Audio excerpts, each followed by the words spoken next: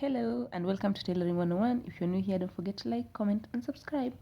So in today's video, I'm going to be showing you how to adjust your machine to help you work as an overlock when you need it, in case you don't have an overlock.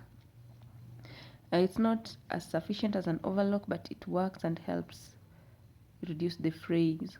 Also know you will use a lot of thread. So this is the expected results. It's efficient.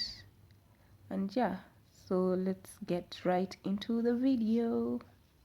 Don't forget to like, comment and subscribe.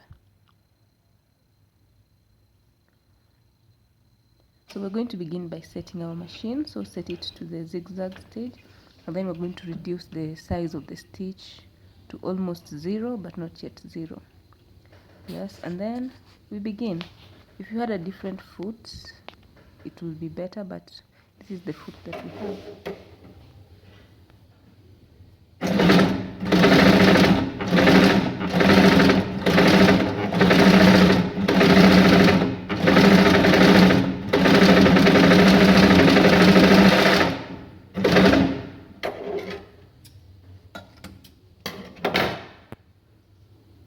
This is how it looks like when you're done. So don't forget to subscribe, like, comment and share if you learned something new.